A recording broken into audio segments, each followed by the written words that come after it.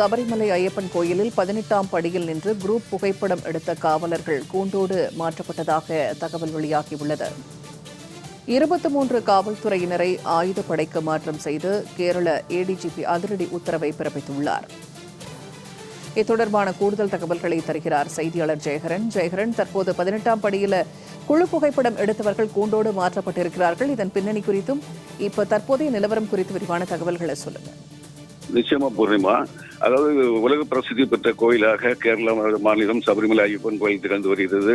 இந்த கோவிலினுடைய ஆண்டில் மிக முக்கியமான ஒரு பூஜை காலம் என்றால் அது மண்டல கால பூஜை, மகர விளக்கு தரிசன காலங்கள்.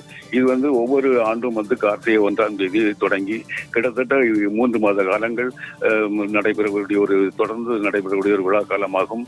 இதில் பார்த்தீங்கன்னா கடந்த 15ஆம் தேதி நடை திறக்கப்பட்டது.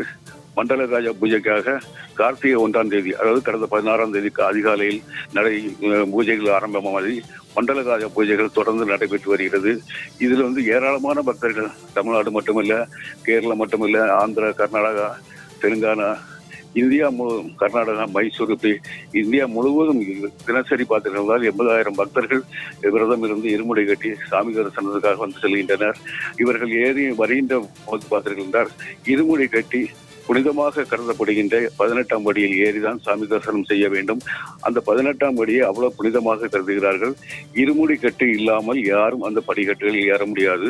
பந்தள மன்னரின் பிரதிநிதிகள், கோவில் மேல் சாந்தி, தந்திரிகள் இவர்கள் மட்டும்தான் இருமுடி இல்லாமல் படிக்கட்டுகளில் மேலே ஏறவும் படிக்கட்டுகளில் இறங்கவும் முடியும்.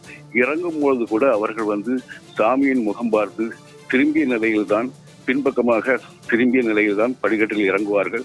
இப்படி புனிதமாக கருதப்படுகின்ற படிக்கட்டில் ஏராளமான பக்தர்கள் கூட்டம் வருவதால் பக்தர்களை காப்பாற்றுவதற்காக, உதவி செய்வதற்காக ஏராளமான போலீசார் படிக்கட்டுகளில் பணிபுரிந்து வருகிறார்கள்.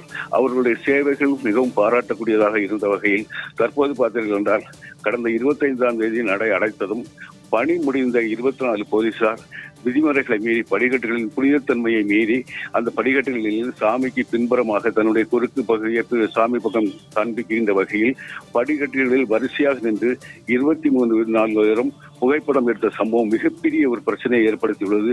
சமூக வலைதளங்கள் மூலம் இது பரவியதால் நீதிமன்றம் வரைக்கும் சென்றது.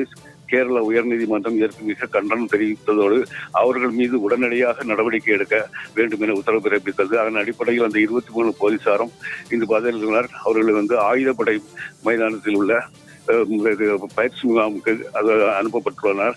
இது சம்பந்தமான அறிக்கை தாக்கல் இன்று கேரள உயர்நீதிமன்றத்தில் காவல்துறை சார்பில் சமர்ப்பிக்கப்பட உள்ளனர். பூர்ணிமா, தகவல்களை பகிர்ந்து கொண்டமைக்கு நன்றி ஜெயகரன்.